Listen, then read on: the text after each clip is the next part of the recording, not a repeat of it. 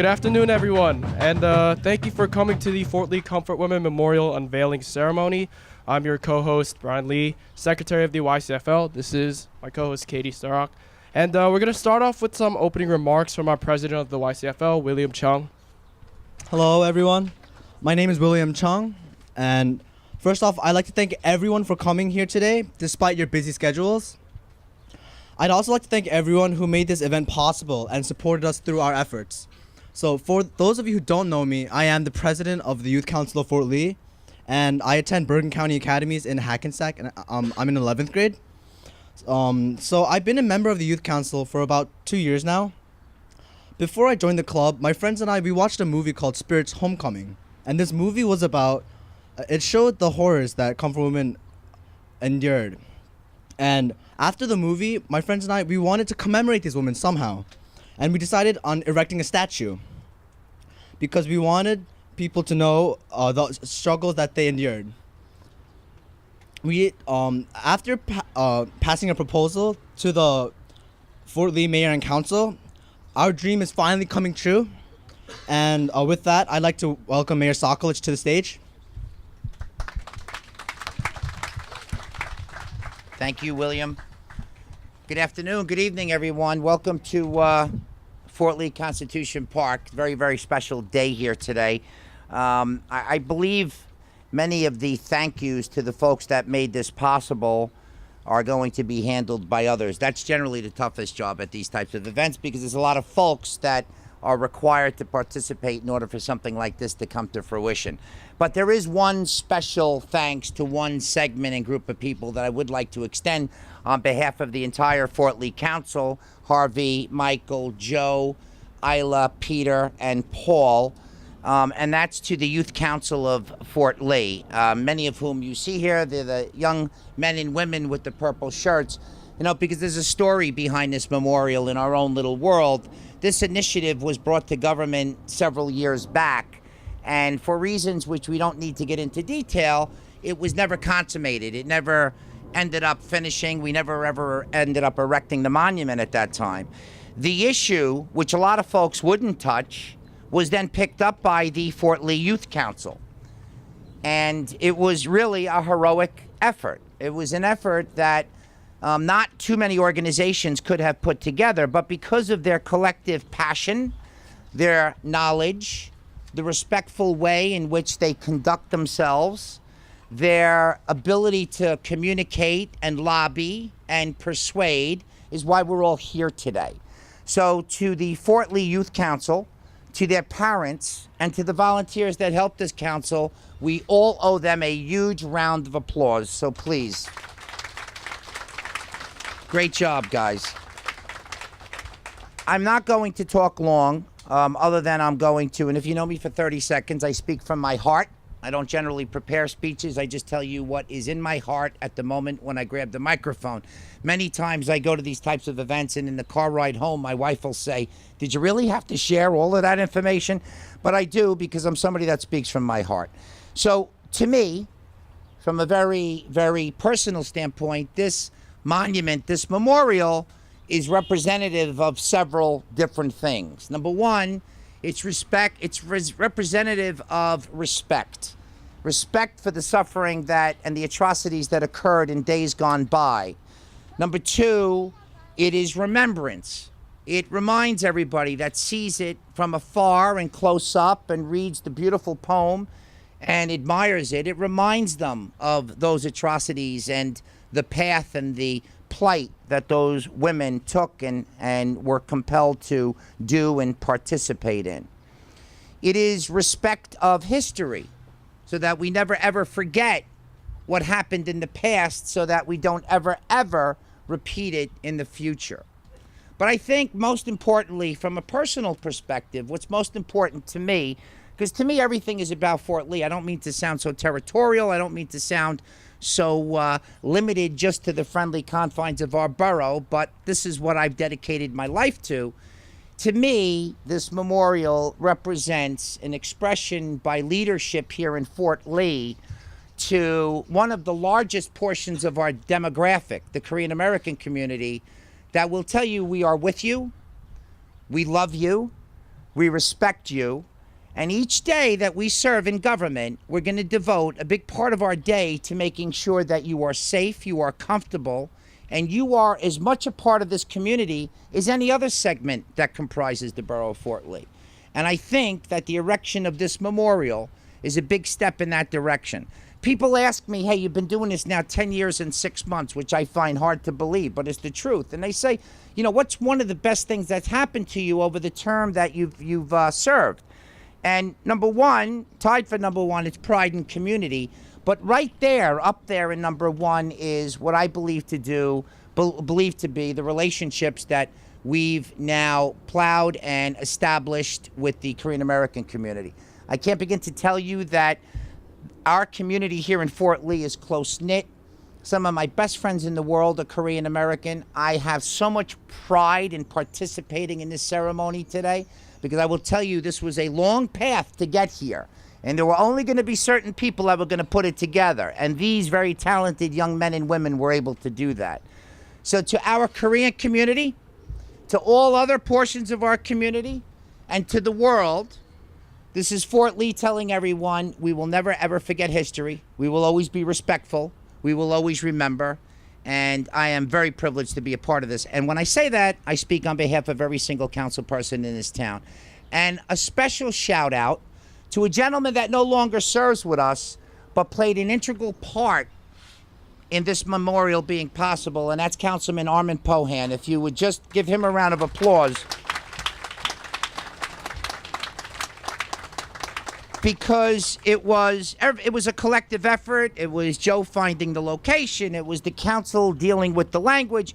But we always had turned to Armin for the toughest questions concerning the memorial, and he was always able to handle it. And I will tell you, without his strength and guidance, I don't know if all of this would have been possible either. So I'm so happy that Armand is here. And that's it from me. But remember those words. We love you. We want you to be a very big part of this community. You are, and you will continue to be a big part of our community going forward. Thank you.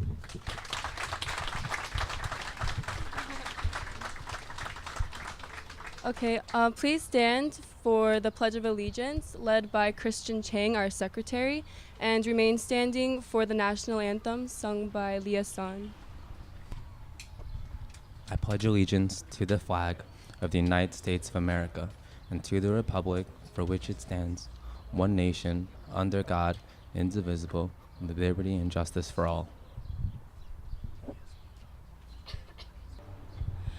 Oh, say, can you see by the dawn's early light what so proudly we hailed at the twilight's last gleaming, whose broad stripes and bright stars through the perilous fight o'er the ramparts we watched were so gallantly streaming. And the rockets' red glare, the bombs bursting in air, gave proof through the night that our flag was still there. Oh, say does that star-spangled banner yet wave o'er the land of the free and the home of the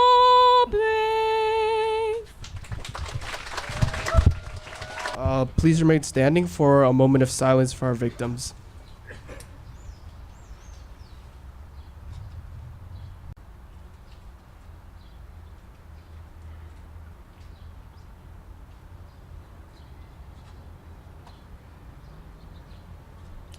Thank you. Please be seated. The next order of business is the congratulatory remarks, and for that, we'd like to call up the member of Mrs. Janice Domingo of the National Filipino American Lawyers Association, as well as Assemblyman Gordon Johnson.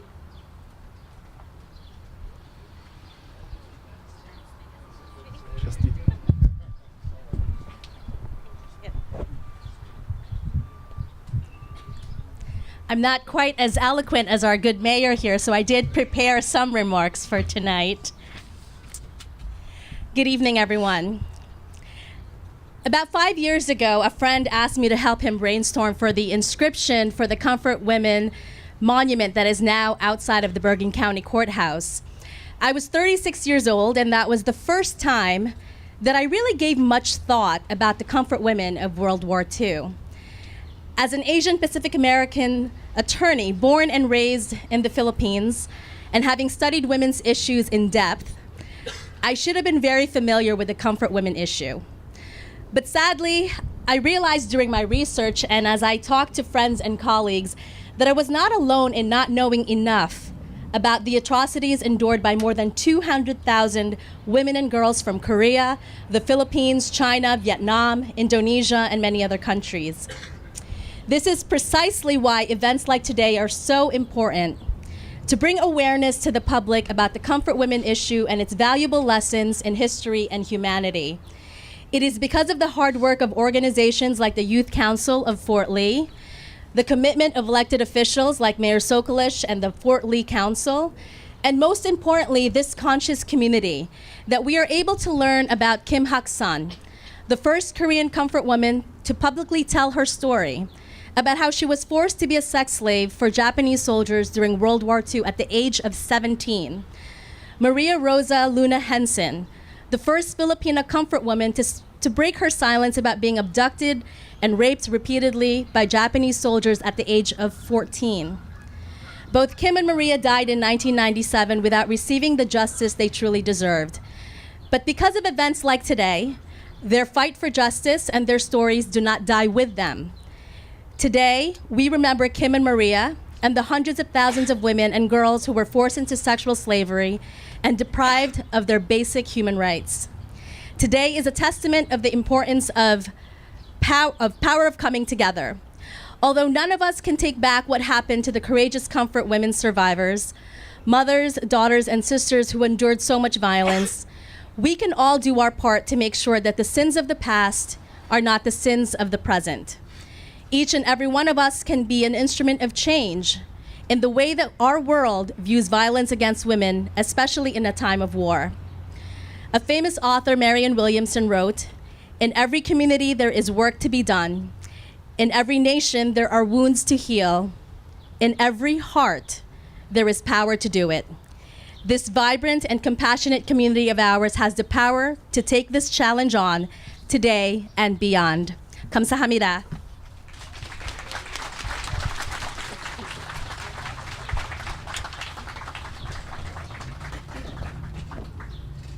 Unfortunately, Gordon Johnson was unable to attend, so we will continue with Joseph Hong, who has prepared a presentation.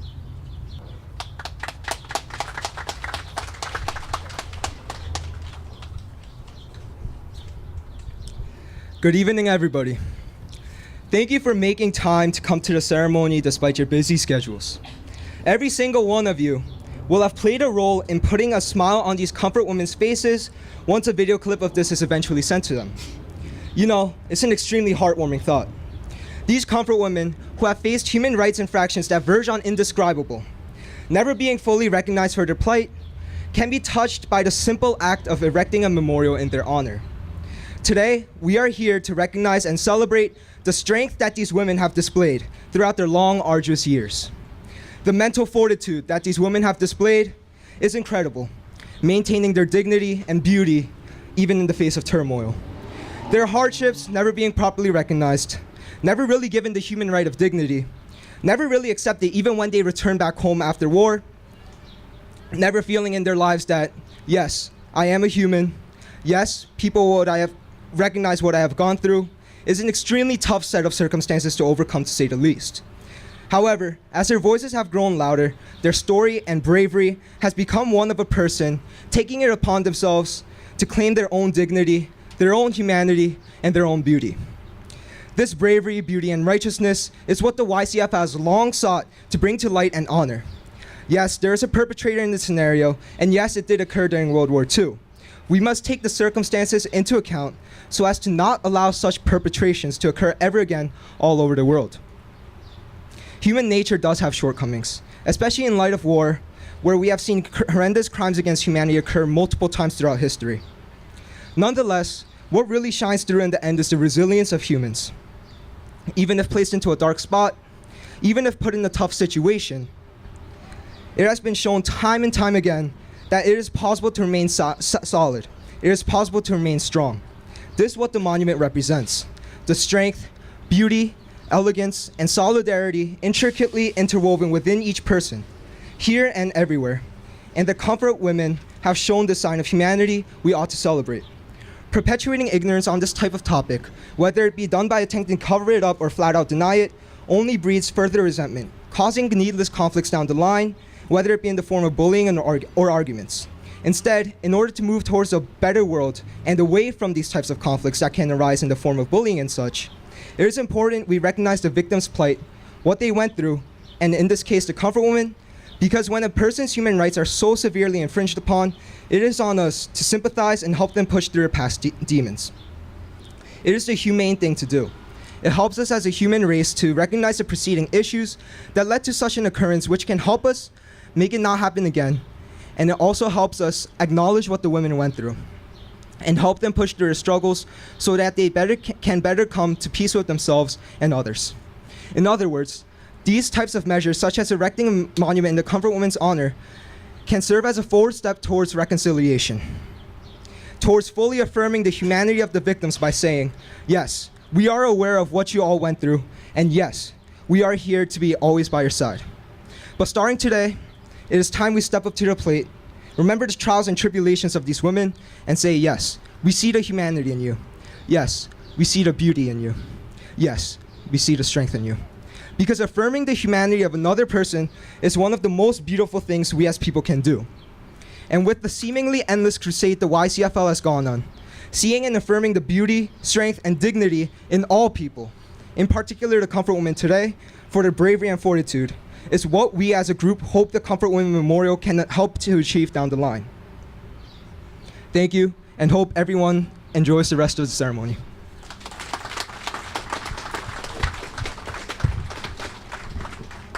And now Gabriella Sun and Yuan Kim will explain the poem and the design for the monument.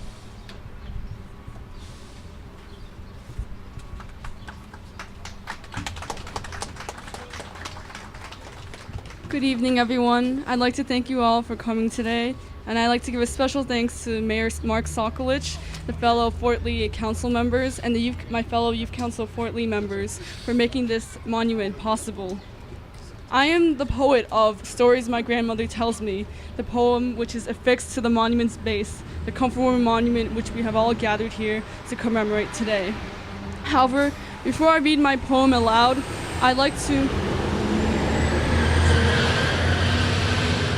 Sorry about that. I want to explain the inspiration behind my poem. First, I understand that the comfort woman issue is one that divides many.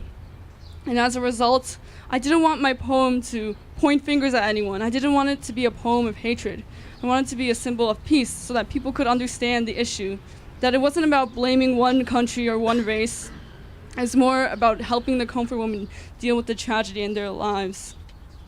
Second of all, I wanted to fight sheer oblivion to the issue entirely. I stand at this podium today, but honestly, it wasn't until 3 years ago that I found out about the comfort woman issue after seeing the film Spirit's Homecoming.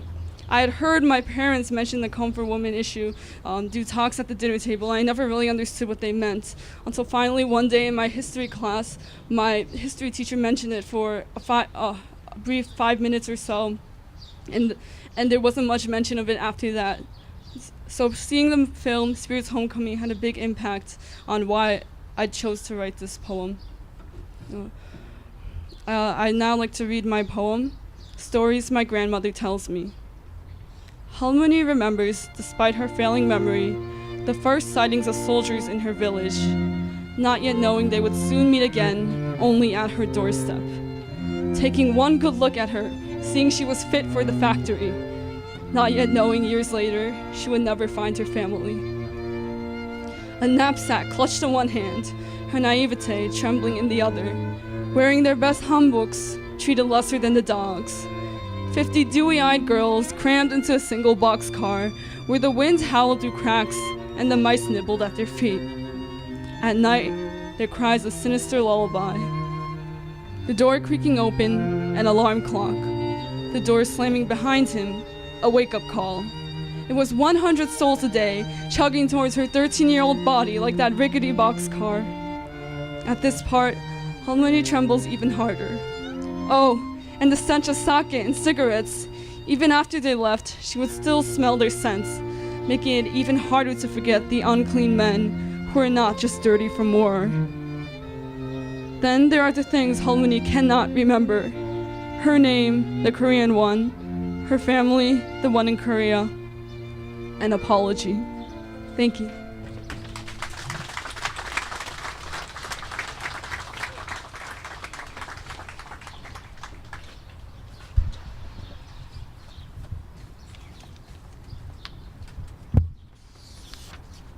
When we ignore a part of history, we're ignoring people.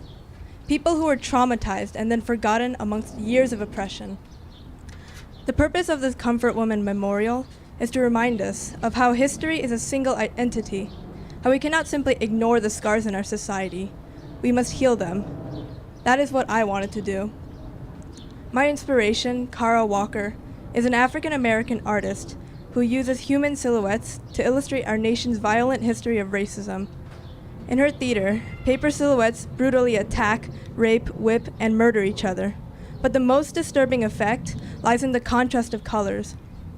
The silhouettes are black, but the background is white, referencing the racism embedded in the United States.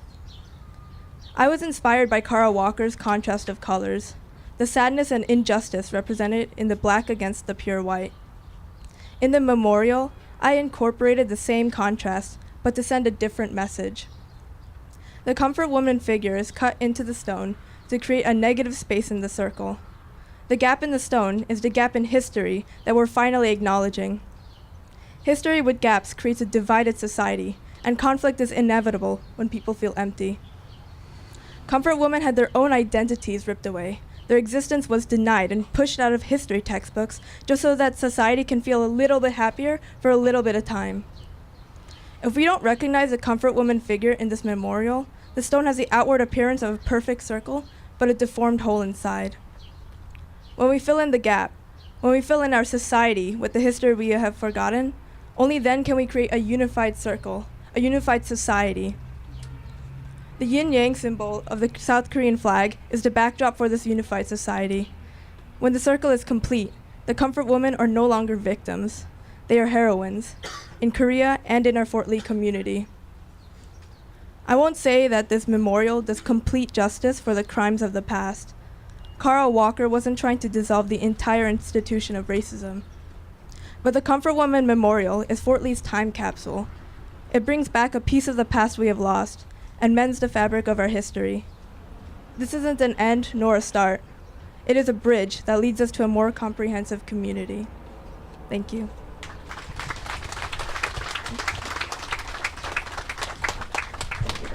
Thank you, Yuan. Thank you, Gabriella. And thank you, Joe. I think that these three members were instrumental as founding members of the YCFL to the construction of this ceremony. And the fact remains that the brutal nature of war, the brutal nature of the violation of human rights transcends both time and place. The fact remains that we must keep this memory alive, and the way that we can do it is through communication, be it speeches, be it art or poems. And with that, I'd like to introduce the first of two special performances, namely the Bergen Symphony Trio.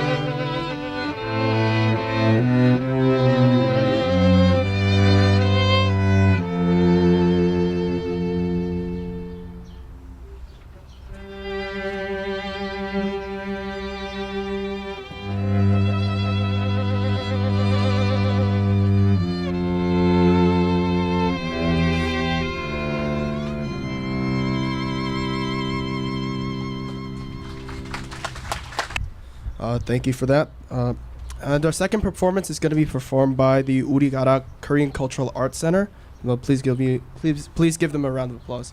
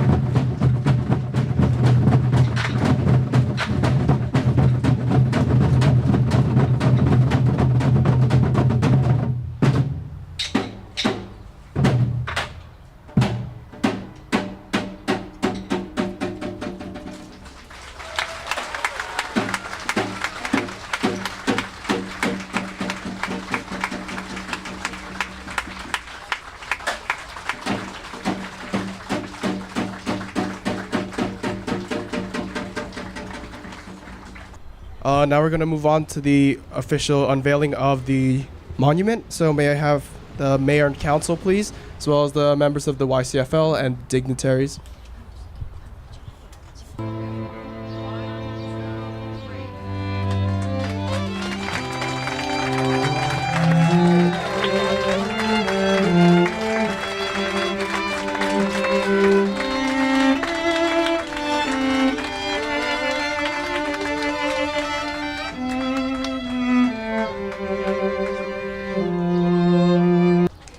So this project has been a long work in progress for everyone in the Youth Council of Fort Lee, and one that everyone has held close to their hearts.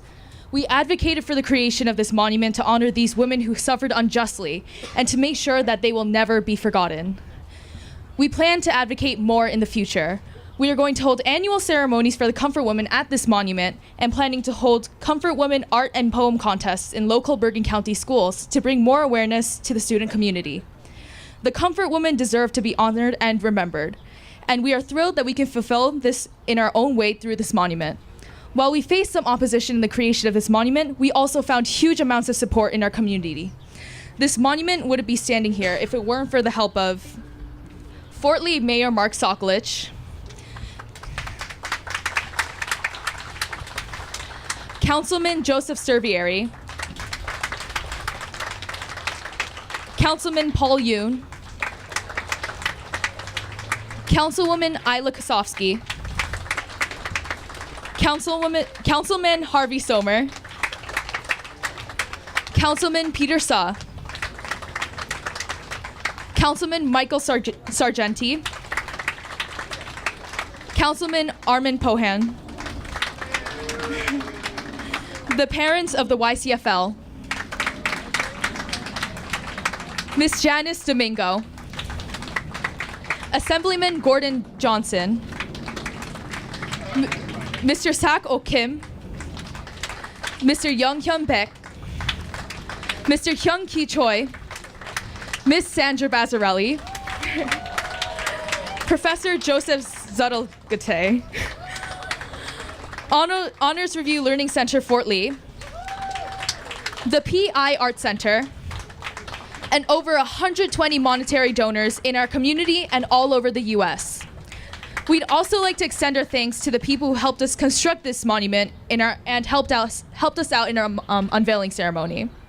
Steve at Tino's Marble, Peter at Armor Air Sandblasting, Mr. Mike Maresca and Fort Lee DPW, the Fort Lee Parking Authority, Miss Jenny Kim at Kim Funeral House, Sign Mart, The Flower, the Bergen Symphony Trio, the Urigara Korean Cultural Arts Center. Thank you for coming, and we appreciate your support.